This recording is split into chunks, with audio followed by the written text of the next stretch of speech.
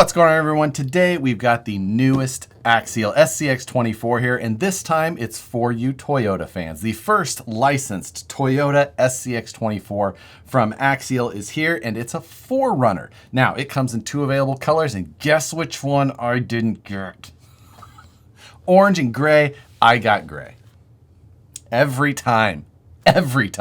But nonetheless, these SCX24s are good for two things. One, proving that you have no self-control, and two, having a lot of fun on the workbench. First of all, let's get something out of the way. There isn't much new about this other than the fact that it is a hardbody Toyota 4Runner.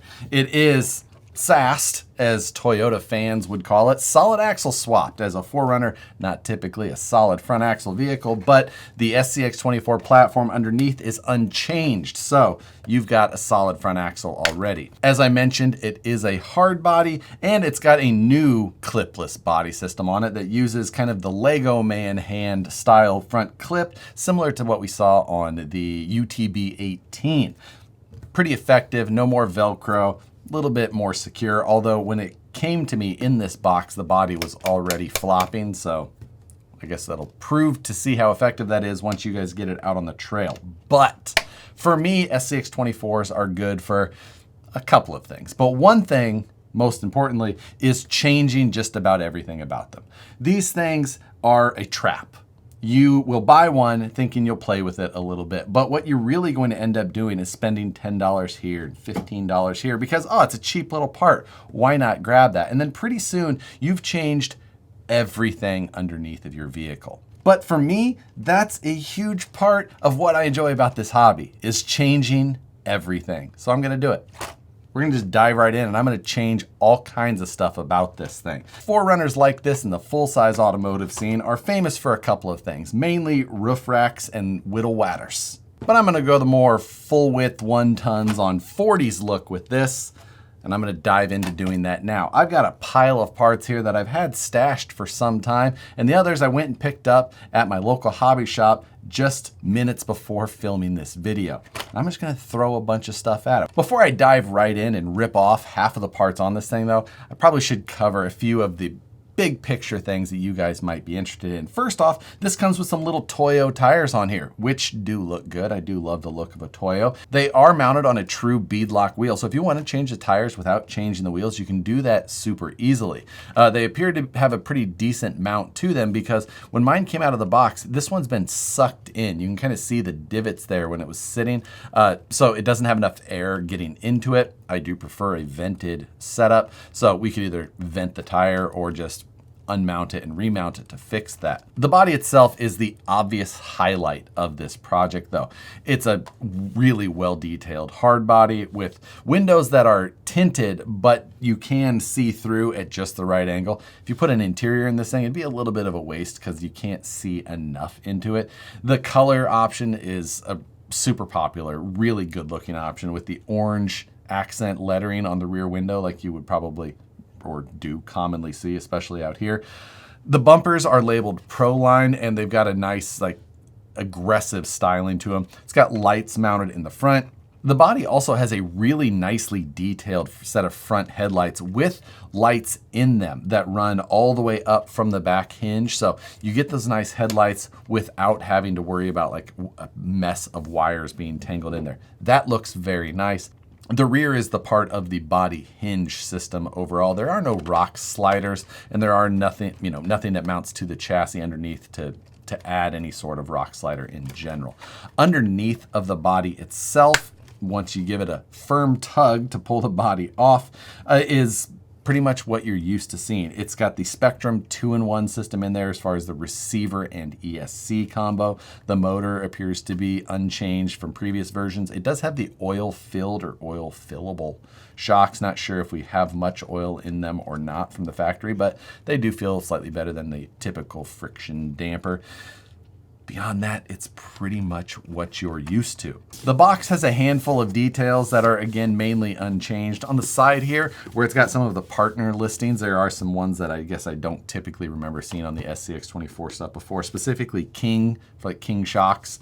Not that these are reminiscent or representative of a King shock. Warren winches, Factor 55, and Trail Hero, but Again, there isn't anything from any of those companies that really looks representative on here. I think it's just partner stuff that's generally put on there. While I typically lean more towards the Jeep family of products, this body does look excellent. I'm happy to have that sitting on top of this and change everything else.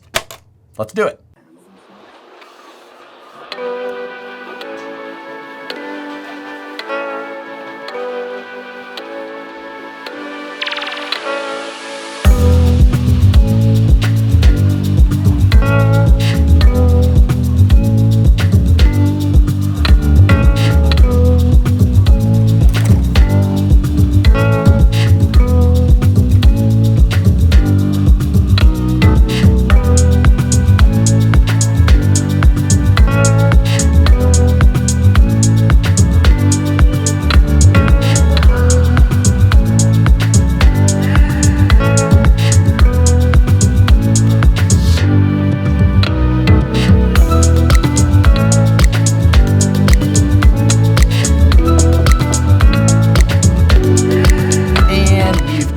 Everything.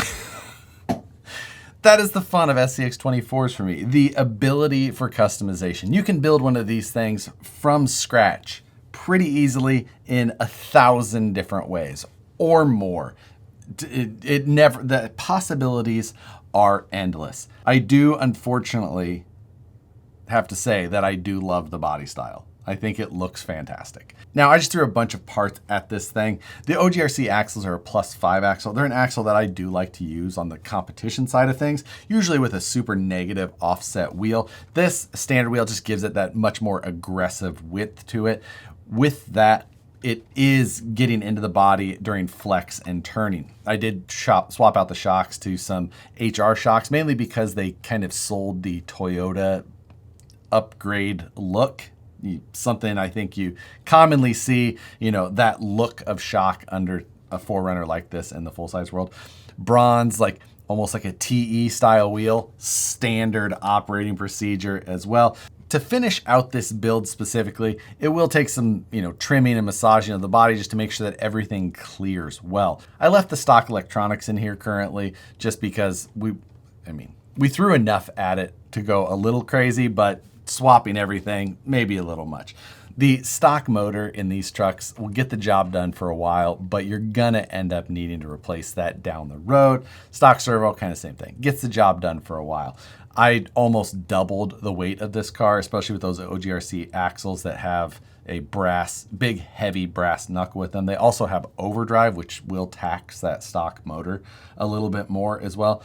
The ability for you to change one of these things up and make it specifically perform how you want, whether you're going for something that has that wild flex because you like the look of it, that's totally your option and something that many people do. So if that's your style, you can go for it. It is only limited by what your vision of your final car may be.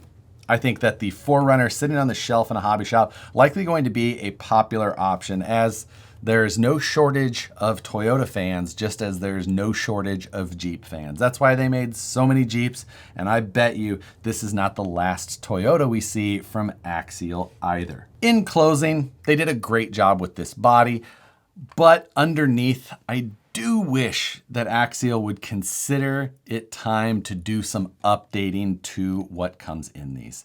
The stock motor, like I said, it gets the job done, but they're pretty underpowered. They're pretty easy to burn up. Things like, I feel like it's time. The popularity of this platform has done so well. It has built an amazing aftermarket with a ton of options, and updates may cause some things to not be as compatible, but the aftermarket for the SCX24s is so hyperactive that they will dive into new options as well. So it's been a long run with these vehicles. It's time for an update. I think that they need to get there. The look will sell the cars on the shelves for probably an indefinite amount of time. The cost is fairly low on them still, and it's in that almost impulse buy range for a lot of people. I wish that Axial would consider building something a little bit closer to something like what you guys have probably already been building on your workbenches for some time. So in the end, this thing looks fantastic. I still enjoy tinkering with these things. I like the ability to just easily change everything up in 45 minutes and have something that is fun to stare at and that will be fun once I get it out on the course here. But let me know what you guys think about Axial's latest release. What you think of my part selection and how different you would go. I'm sure that the variety of answers to that question is never ending, just like the option parts list that is out there and available. If you enjoyed the video, hit the like button, subscribe if you're not already. Appreciate you all for watching, and we'll see you on the next one.